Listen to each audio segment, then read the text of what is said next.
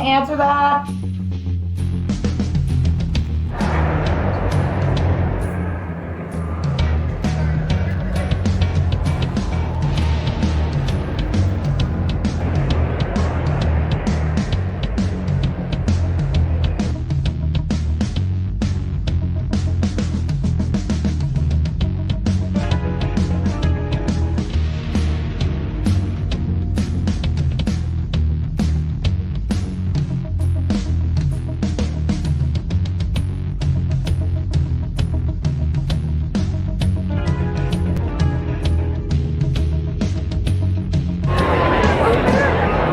For the Helluva Boss panel, day 2, the main cast, and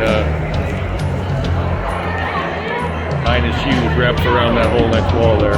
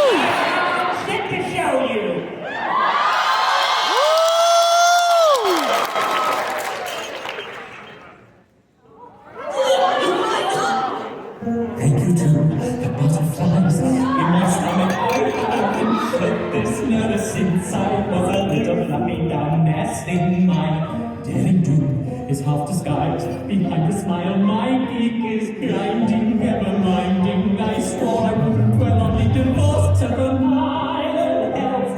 I remind myself that when I see him, I know that it won't be so tough. I'll believe him and nothing else.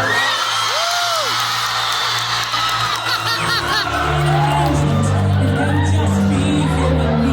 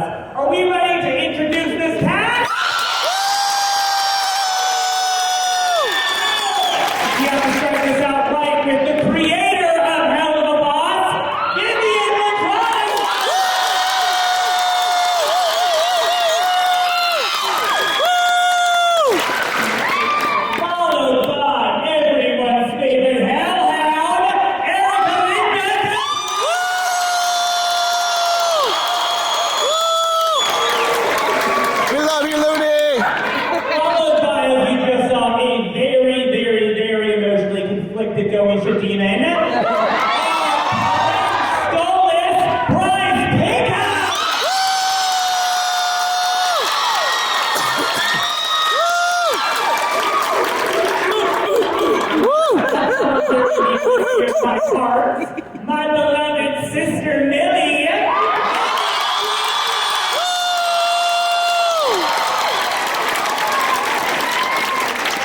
And because I simply couldn't sit anyone else next to her, her beloved husband Moxie.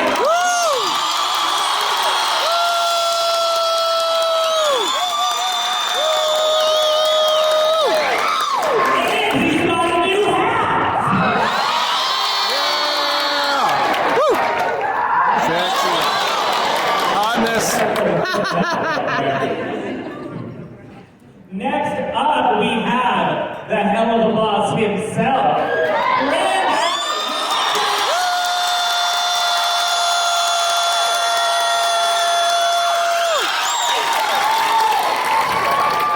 Taking the long path around.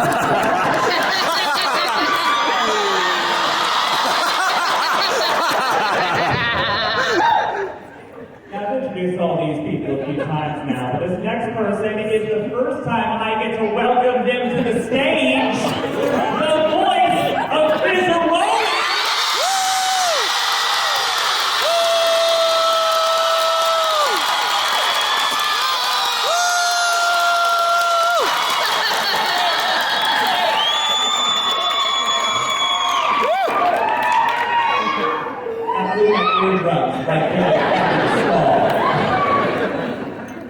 Thank you all so much for contractually being obligated to be here.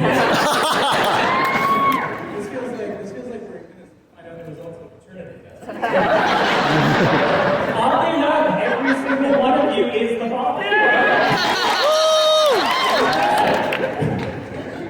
It is so great to have all of you here today. The last time we were here, we were quite into season 2 yet, so a lot has fucking happened since then. Vic, do you want to talk a little bit before we get going with the rest of the cast on where we are so far in season 2 and leading up to this very emotional duet between Stolas and Blitz that we just saw?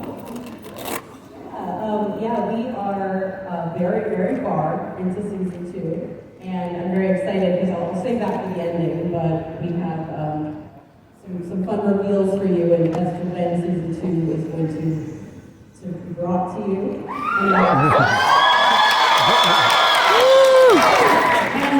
And yeah, as far as the build-up, everyone in this room, I can imagine, has seen the show. So you guys, you're waiting for that moment, and you're waiting to see where it ends and where it leads. There's 2 people in the audience who have no idea what the fuck's going on. Those 2 people need to get the fuck out. You guys probably don't understand what just happened on the screen. There were 2 parents quickly walking their children out of what they thought was a Bluey can all.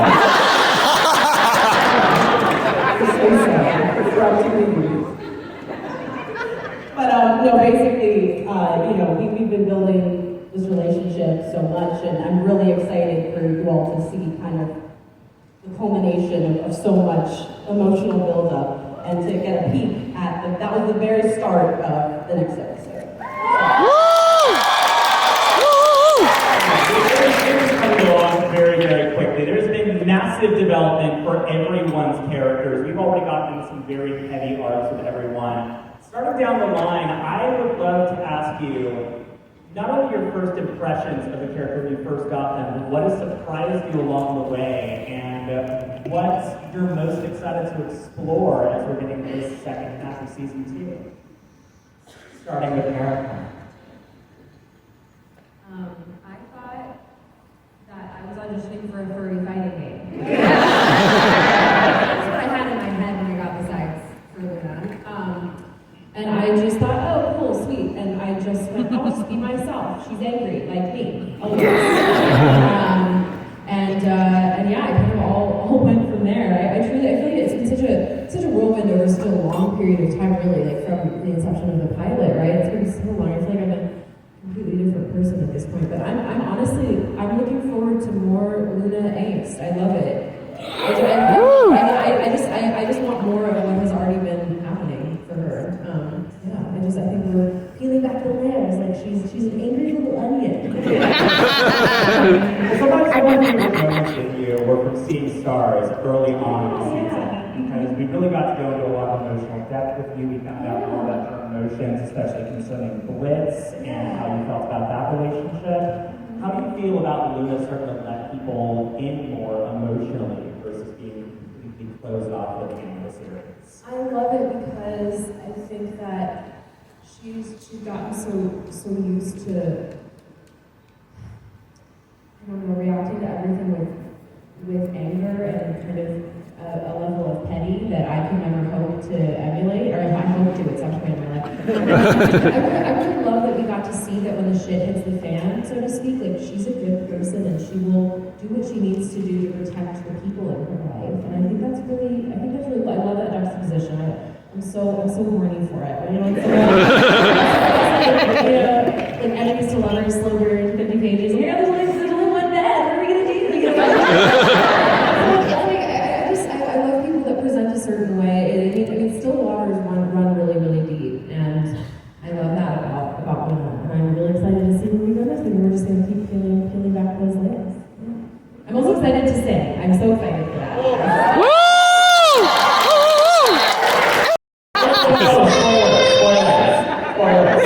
I've already got it all planned. Bryce, our big moment for Stolas, which leads you to, if you wouldn't mind, your favorite line from the show.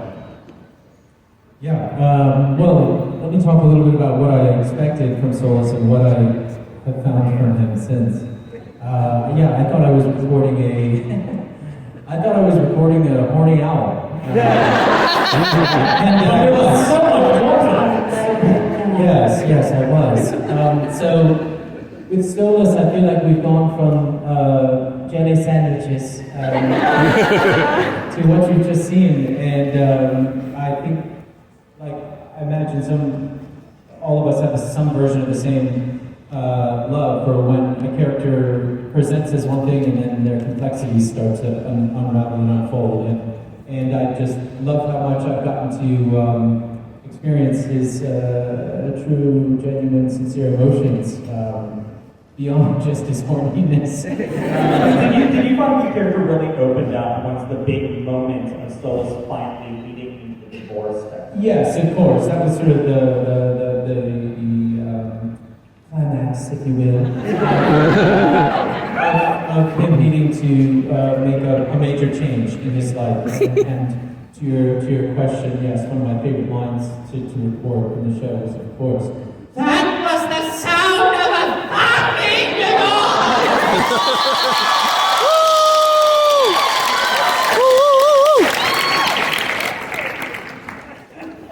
Vivienne, same for you. What were your first thoughts of Billy when you first got the character, and what were your favorite things you get to play with this season? Including, we have a lovely little short that got premiered yesterday. Sisterly relationship, and who she is before her and Moxie got together. Yeah, so I had absolutely no idea what I was going in for. Is my mic on? Is it? No. Oh, there, I can hear this. She's like, I had absolutely no idea what I was going in for when I got the sides for Millie. But what I love about her is her passion for life, for love, for fight, for fun. She just has such a zest and excitement, and that was what initially drew me to her. And from the initial episodes, I get to learn so much more about her all the time. Viv is, so beautifully developing all of these characters, and I'm as excited as you guys are when I get a script because I get to dig deeper into who she is and what her history is. I will say this is a little addition to that. I recently, and you read for it and we're working on it, but it's not a big reveal to say that we have started on season 3. I'm still more comfortable saying that because you guys are about to get a huge announcement on the remainder of season 2. So it's like, season 3. Anyway, what I'm really genuinely excited for is that we're obviously doing many more episodes about the characters, and there's a very special actually one about Millie in season 3. And I a lot into that one myself. And it's a very personal episode to me now. And I think it was really exciting to you know, as a writer, you inject a bit of yourself into everything you do and fit out these characters, but you know, there's certain episodes that I feel like I put more experience in the writers, and not just me, the other writers in the room have put a lot of experiences into. Like one of them was the Medrano episode. I put a lot of that in, a lot of experience in that one, and the other is an episode of season 3 that's Sunday Run. I'm very excited so you guys should see it. Yeah, so the amount of comments in the Medrano episode, especially in 2-minute notice, was just everyone commenting who they wanted to sing that song to. Except for, of course, specific moments of that. Richard, you're new to the industry, so obviously you don't have a lot of experience going on for this show. But was there anything in Helluva Boss that you were excited to explore for the first time or expand on as a performer that you were excited to dig into? You can't hear, but this is groundbreaking shit. And I don't even know if I'm allowed to reveal that. You can never reveal that. What was the question? Who fucking knows? Yeah, I love Moxie. He gets to sing. Yay!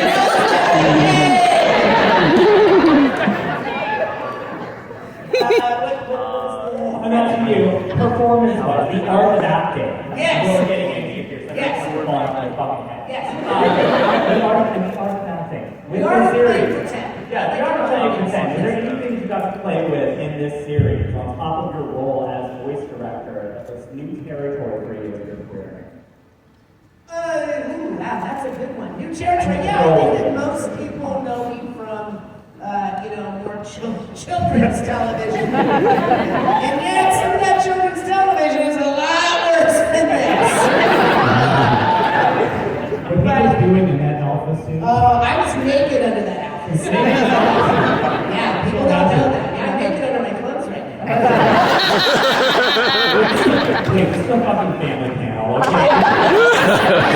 I'm wearing clothes under my clothes. Yeah, so I think that, like, from the original question, the art you were asking about, and I think that originally I didn't know what to expect, like a lot of people. But like I said millions of times, I met Vivienne, and I was like, yeah, I want to hitch my wagon to that. Yeah, I'm Sam. Hey, it was getting old. What? I get to sing? No. And she sold me on the beauty of all my friends who sing on Broadway. I just love that I get to work with just so many talented people, and then I get to beat up this guy on a regular basis. Lots of assault. Yeah, he assaults me. Yeah. Elder abuse. I am so far from you guys. Like I'm like several booths down, and I can hear the assault. Really through the din and just like all of this cavernous space that we're standing in. I know exactly when the first punch is thrown. I know we're physically assaulting each other right now.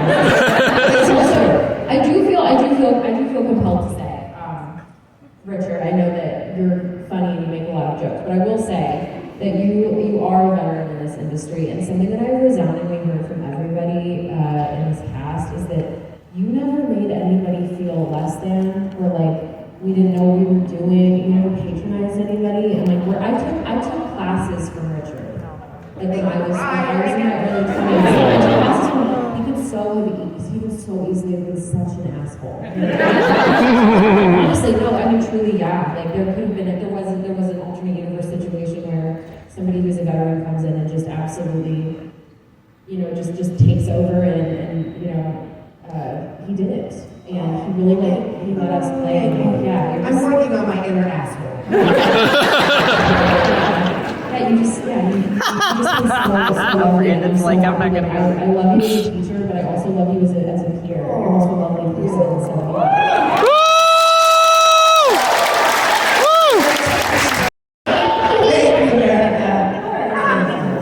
Touches your heart, and I touch your inner asshole.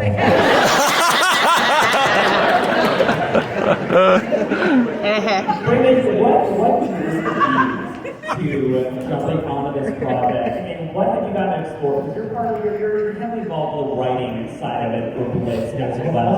Yeah. Mostly it was the 9mm she had aimed at me when she carried it out. I don't know, I just love this show. It's a wordless comedy. I might be bullshitting this. I don't know if I remember it wrong, but it was presented to me as kind of a workplace comedy in hell. That I know when they take out other people, and I think it's just so cool. It's like The Office, but then we can like magnify it because it's animation. We can have explosions happen, and they can go to Earth and just kill kids. So it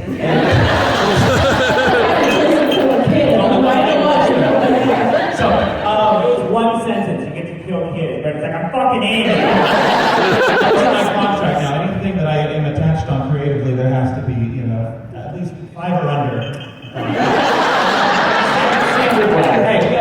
Hey, there's enough kids here. Hopefully there's no kids here.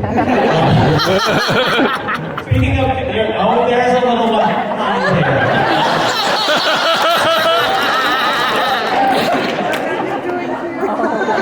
that's really a child. I'm going to need you to forget at least 30 words you heard on this sketch. And speaking of kids, my dad is here.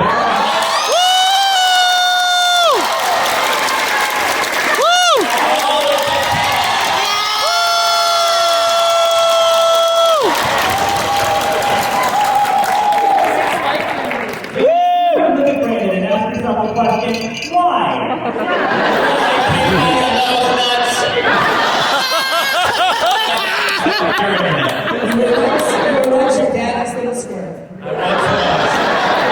Now it's big splash. Can I answer your question, Morgan? Sure, why not?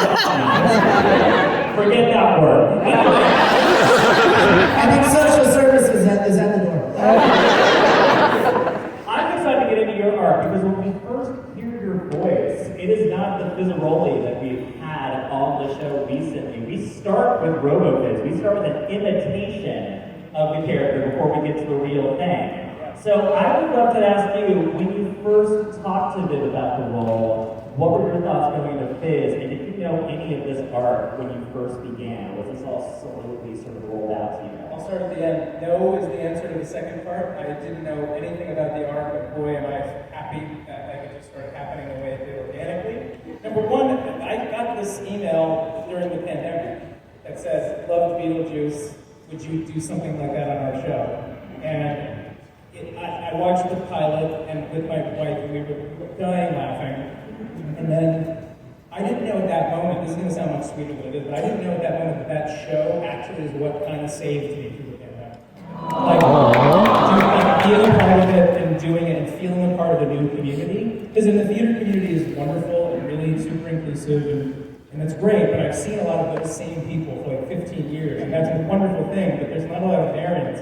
So to be accepted into a world where there are just new people to meet, like wonderful people like Brandon, and also Richard's there. And so, that would be wow, he's almost here!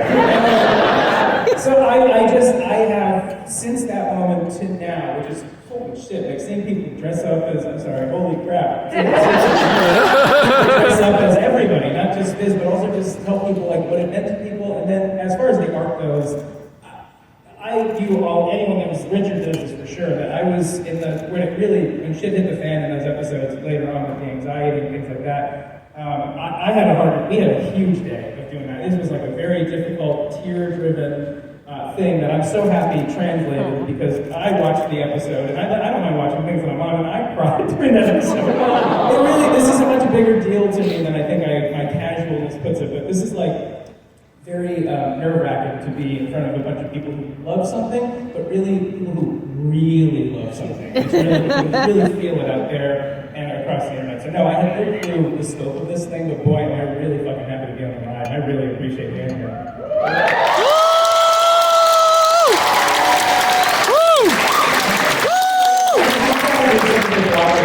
Into this and welcome them into a world in which they might have never explored Broadway and musical performances to this level before. I'm just glad that people are starting to match the two together. It sounds sexual, but it doesn't mean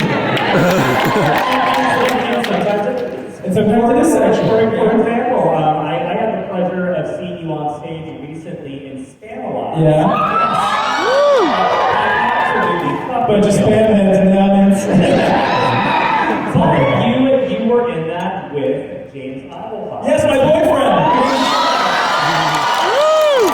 My boyfriend. So how does it feel like diving into this deeper sort of romance level in the show, explore these very tender moments on the show that would otherwise be very raunchy comedic, and finding those layers between the comedy and these very tender moments? One of my least favorite things in the entire world is when people take a really tender moment. I don't mind it, I think it's funny, but when it's genuinely tender and then try to do the thing that's expected, which is then to put a hat on a hat or put a dick in the middle of it or whatever.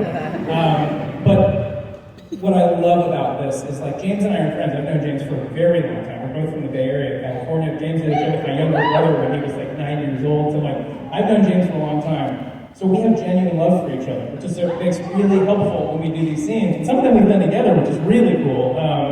And we just get to chat about it afterwards. James and I are such big fans of everybody that's a fan of us. It's just been so cool to meet people. But doing it out of love is the greatest thing in the world. And I think just the love that is felt in this show, and has been, but this show as well, it's I think it only amplifies the performances that are there. I've certainly felt it. Some of my better work, I think, is being done in the show because it feels very love-driven. So I'm very, very, very thankful. And when you're going to talk to somebody else, I'm going to see if James could pick up a FaceTime.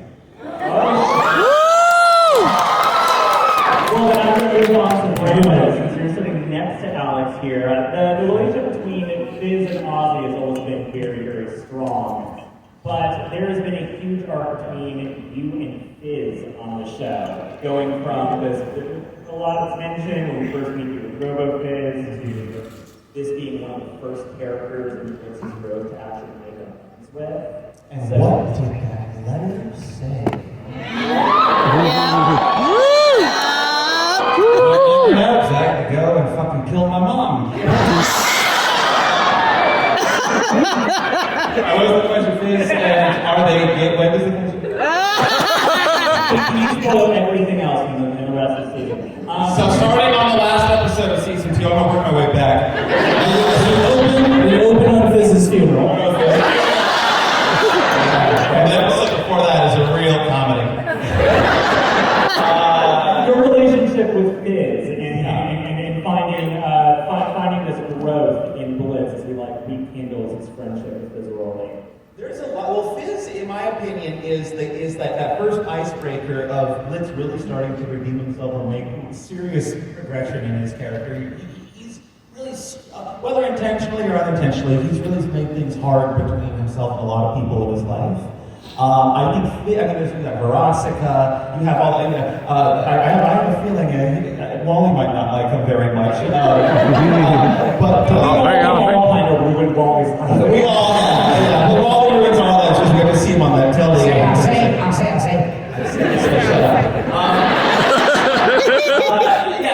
So I think that Fizz is sort of the nucleus of all of this bullshit that he's sort of like the epitome of relationships gone sour, if not the first relationship that has gone sour in Blitz's life. And so I think if Blitz realizes, I can make progress here, I can fix this, I think that could put an idea, in anyone's head of who else can I make amends with? Because I think, honestly, I don't think Blitz ever thought that there was a future where him and his old friend would ever be talking to each other again. So it's cool. It's this worked.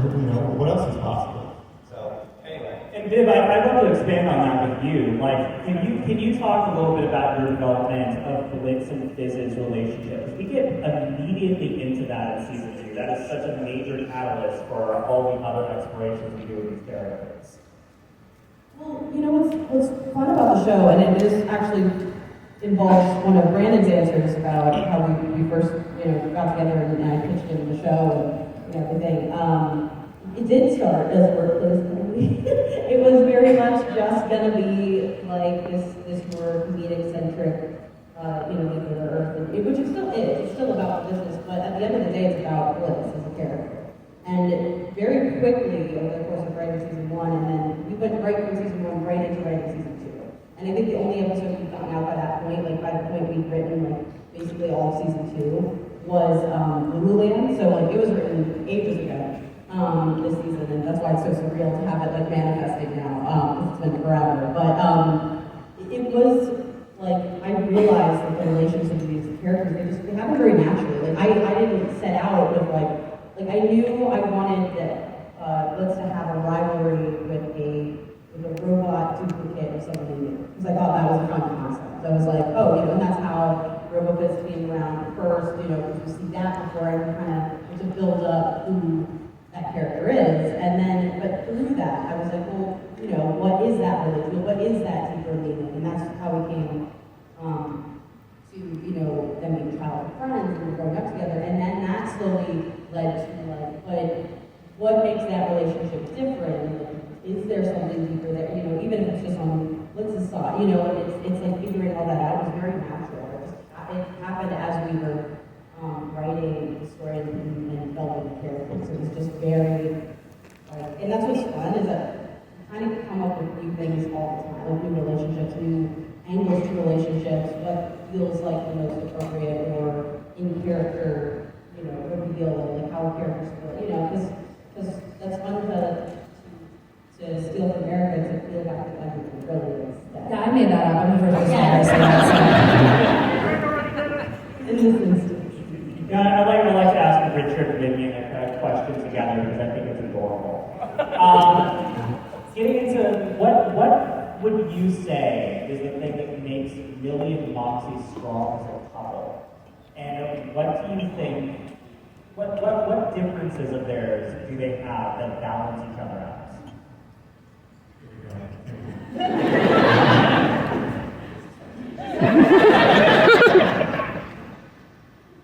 Love, tuning everybody else out.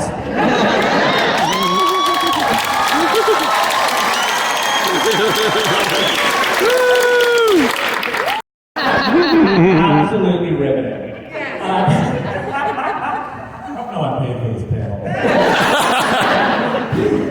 So that they save your money at the table that you were signing autographs at. Okay, yeah. Table in the corner. In the corner. I think that what makes our relationship unique, especially that we've seen in this season, is that if we always were on the same page and we always got along and we never fought and any of that stuff, that's not a healthy relationship. It really isn't. There has to be some kind of sometimes especially in unhappy campers, right? Especially in unhappy campers. Where Moxie just had to be told that you're not always the center of the world, Moxie. I have a life too. And I'm blown away by that one because I called Vivienne and I said, who's singing I'm a regular Joe? That's Vivienne. I'm like, oh my God, I was blown away. You were amazing in that song. Yeah.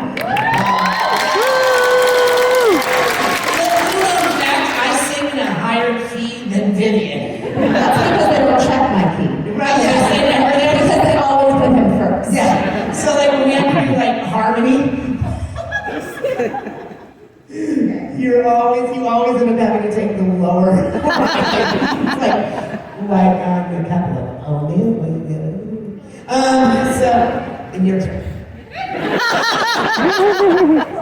Also, I think it's just very relatable, right? Our relationship, because I think this is something with that many women, men, individuals struggle with is putting their partners first. It's something that I've dealt with all my life, so it's something that connects me very much to Millie and puts me right into the shoes of this relationship, learning how to prioritize. And that's something beautiful that we're seeing throughout the course of this season is Millie standing up for herself. Right? Yes, don't do that anymore. It scares me. Thank you so much. Bryce, we got a little taste of the song that we've been teasing for a while here, and without spoiling anything, you have some major bangers coming out this season.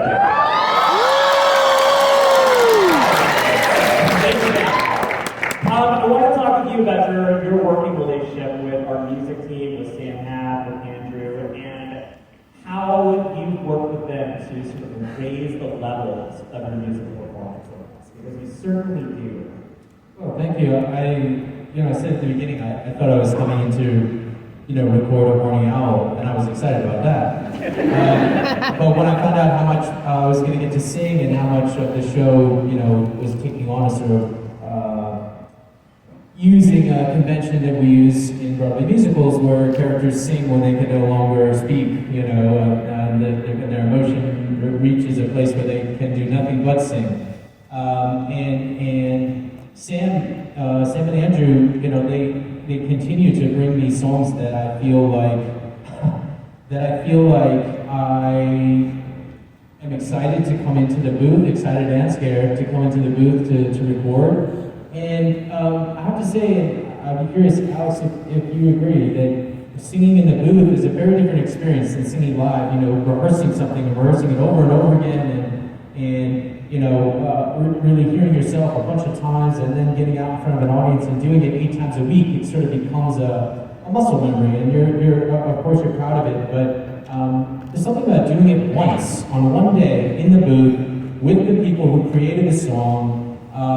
With an incredible voice director who, by the way, is responsible not only for his own part, but knowing the arcs of all the parts and knowing the emotional journeys of all the characters. So again, just sincere shout out to you, Richard.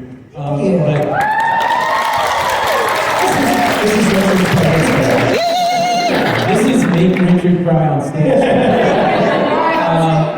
But getting a chance to do it in that very pressurized and yet comfortable setting where we go when we record these songs. I usually come in with trying to know the song as well as I can on my own, but leaving space to learn it more on the day and hear from the creators. How are you imagining this phrase?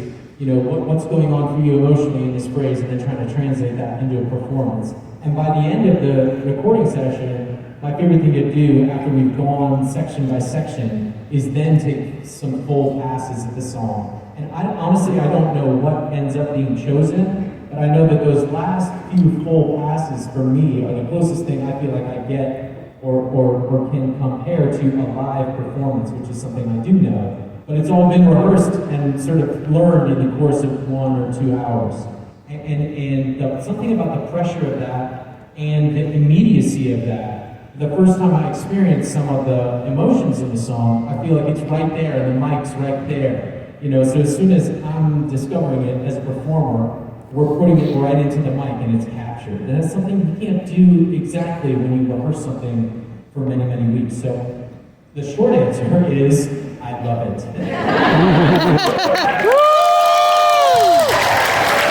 Is to work with people like Bryce and Alex and everyone, but particularly these two who are in the middle of doing shows when they're coming in the morning after a really intense performance.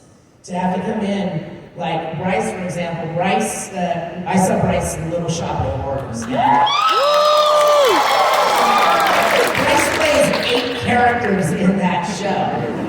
Then the show lets out at 10 and the last train back to his house is at 10:15. So he changes really quick, then rushes home, then has to be in the studio at 9 in the morning. And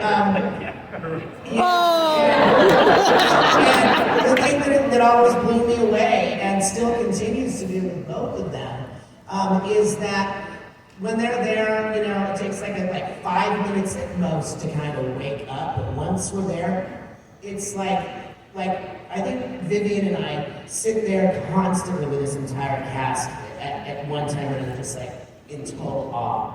Just like they're just awe-inspiring, all of them. And I'm really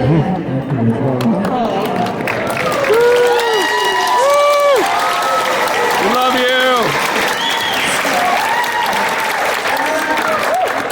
I'm really glad you took me along on your journey.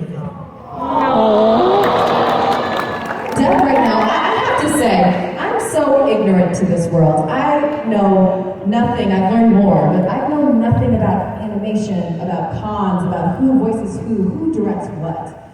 And when I had the opportunity to record for the first time, I went into the booth, and I worked with Viv, and I worked with Richard, and I didn't fucking know who they were.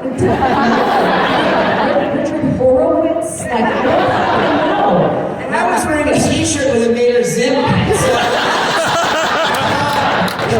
And when I finished recording that day, I went home to my husband and I said, I love this man! This man, Richard Horowitz! I love him! Like, I'm obsessed! I want to work with him every day! And Medrano and the booth, and he's the most amazing director, and I mean, and I know nothing! And then I Googled, and I was like, bitch! So to you, and to you, it's just the most incredible experience of my life working with this team of people. And I have to say thank you and I love you. And he's crying mine and tears right now because we're done right now. Yes.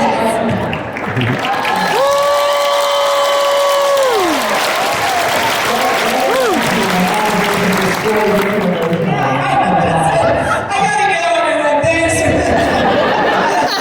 I don't cry in public. I urinate. Yeah. I urinate in public, yes.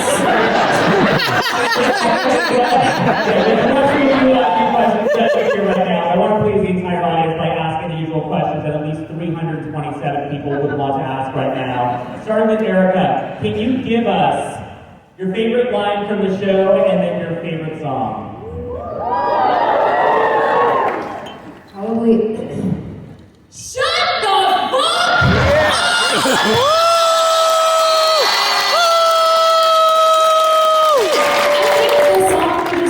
What is that song called? The one we just saw. When I see it, when I see that one is my new favorite. Sorry, it's literally like every new one. That's my favorite. They're all incredible. Like, how do you even pick? Sure, that one for now. For now, you're on thin ice, kid.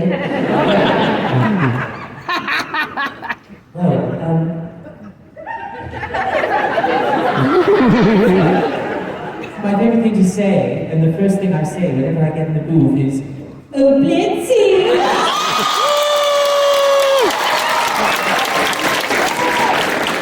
See, Richard has any diapers. and yes, my favorite song is whatever one we're recording next.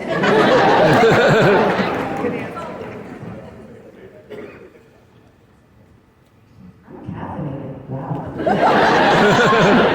don't remember that line. This ass is mine!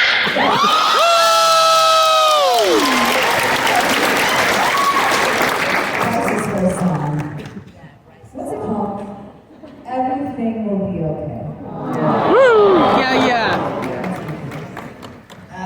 And my favorite is Miss Bong, would you like to do sex with me?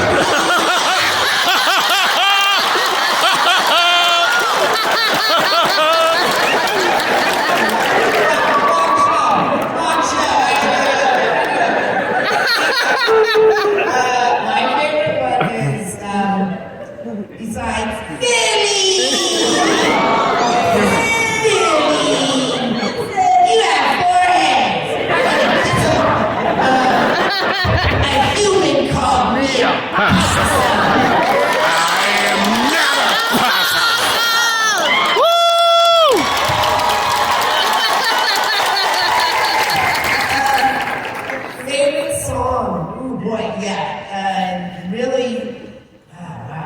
tough because we get to hear all of them even before.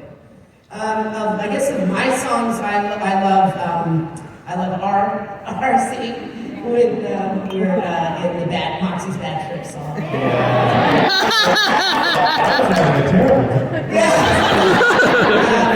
Boy, there's a song that's coming up where we do a little duet that I really like too. So yeah, I love them all. I love whatever song they're singing next. He's gone. He's gone. What are we doing? We're doing a quote the song? Quote the song.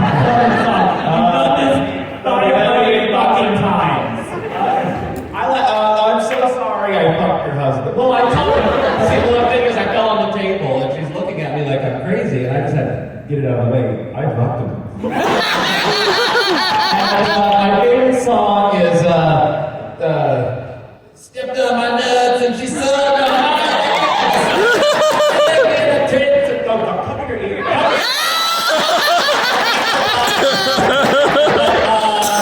Favorite song. 35 words you have to forget before you leave the door. I still don't know the words to that song. That was the point. Viv made me sing along to it, but she wouldn't let me listen to a cut of it beforehand. She let me listen to it once. And she was like, I'm going to sing along to it because I want you to mess up all the words. And like, going off of that quote, there's now an audio clip that exists of Georgie saying that Blitz is the sexiest character on the show. Someone out there, Stella's voice is saying that. Yeah, I'm gonna land on one of Stolitz's tables like, sorry, I fucked your wife. The weirdest way the series will end. End of season 2. I had to look up the quote because I wasn't sure I knew it, but I do know it. Yeah, it turns out that I got it right, but I'm getting really too nervous. My favorite quote so far is, I'm a performer, I sing, I dance, I promote products I don't actually use, I don't do danger!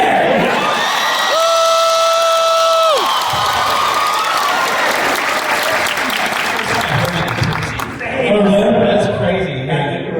Yeah. Well, there it is. It's easy to put on, it's hard to keep going. Favorite song, I'm going to say, to listen to for sure, is The House of Osmodes. Which also has a lot of other, what I know is favorite line of mine is, which is just 2 words. One of them's not even a word, and one of them is a musical instrument. So, that is trumpet! I want to change my answer to House of Osmodes too. I don't think my answer to your favorite quote. This bomb up there. It's yeah.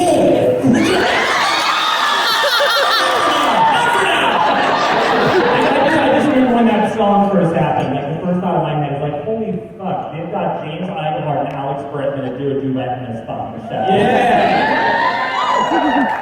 I couldn't get James, by the way. Well, we'll give it one. And I sing his praise. It's funny, every time we see each other, we have this like ritual at this point where we both sing each other's praises over and over. We're just like, I love you, and we always like tell, like, cause, so I'd like to tell everybody, like, I met James at the stage door when it was my graduation year, I just graduated, and it was like a week, I was still in the city for a week. Yes, I'll go fast, but I'll leave off on this, is that he gave me the time of day, and that changed my life. It truly did. It gave me a lot of confidence. It gave me a lot of like hope in being able to work with people like him and make musicals, and it made all the difference. And he on his phone recorded a little voice line for the original pilot of Hazbin, and so then now he's in the real show, and it's a good song, and it's unreal. So I had to share that with you.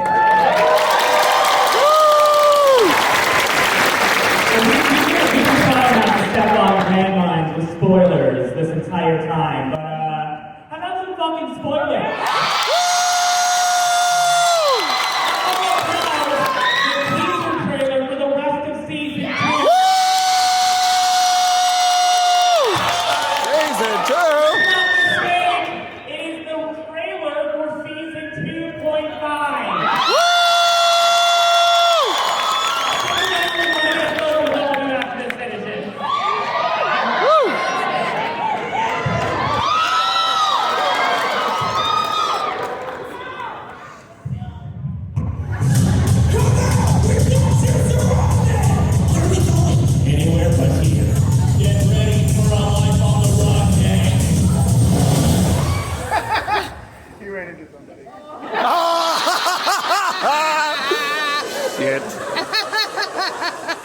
fucking hate you so much. This is actually, and it would be disastrous to lose me. What a bunch of Asians.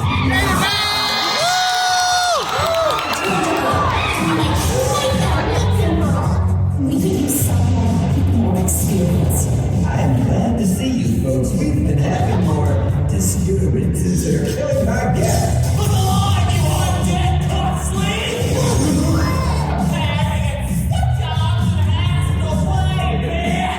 Blitz, they are ghosts. These are just straight old humans. No offense. Alright, Stolas, anyway, we need to summon.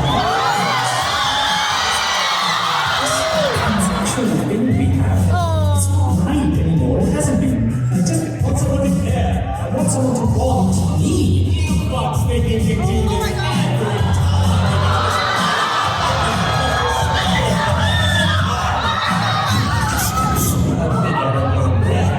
Aren't you, little ones? You are so...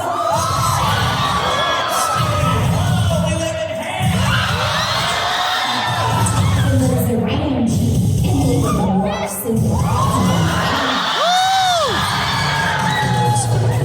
You know what? You don't love me. I make everyone's lives worse. This way. Not forever.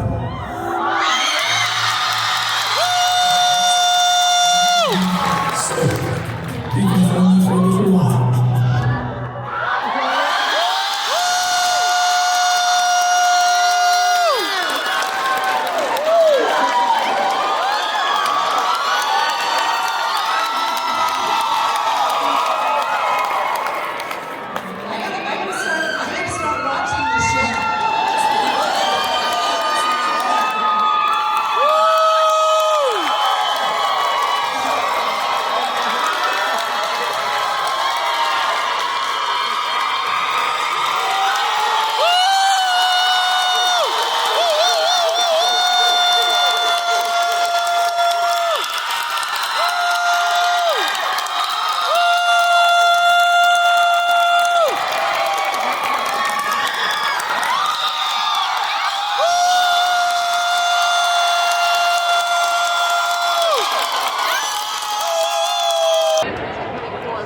Coming up over there. Yeah.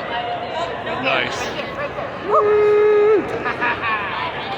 Holy ass balls. Christ on a stick. What a panel. Yes.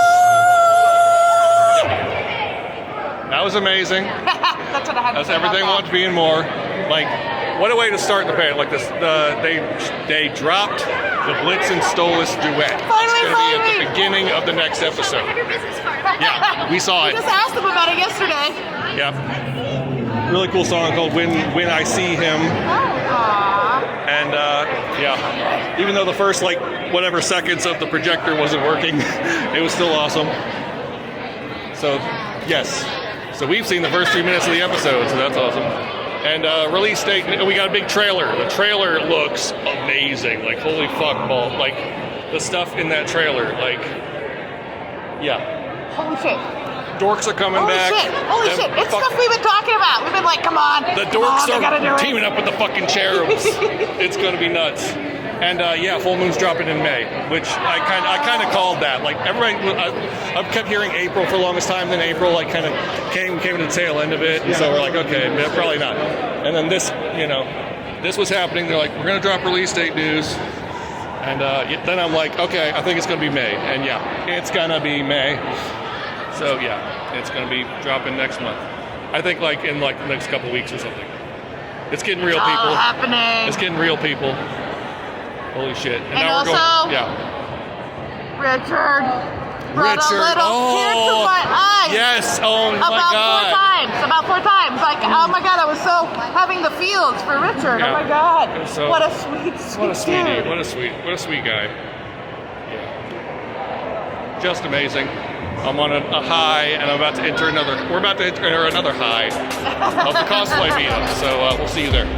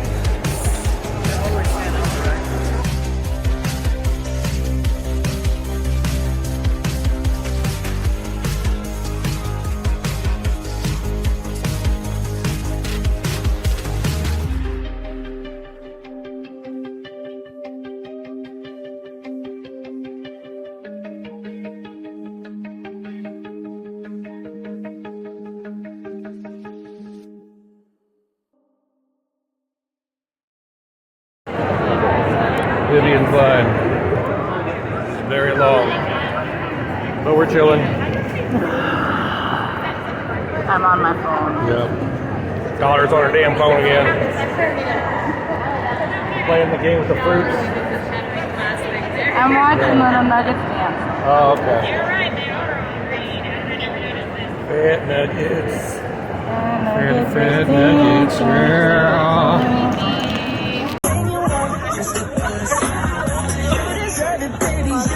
Keep it going, girl. Keep it going. I need a little boogie.